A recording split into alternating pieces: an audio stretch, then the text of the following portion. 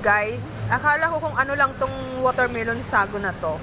Binilog lang pala siya para maging sago. Watermelon nga. Ayan, no? Dinamitan ng ice cream scoop. Oo, yon. Para maging bilog siya. Tapos parang may sago din na maliliit eh. Inaluan nila. Tapos gatas. Oh. Ito namang longan. Yung ano nila. Longgan. Hindi, yung pagtawag dito nila, longan eh.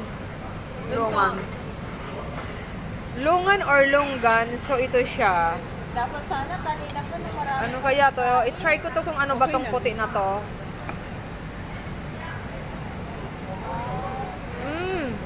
Gulaman. Oo nga, no, dapat kanina. Yun yung ano niya, halo. Isa pa. Ay, ang ganda. Huwag Mas naman masarap ko ipakita yung ano, sobrang mas masarap ko yung watermelon sago. Dito.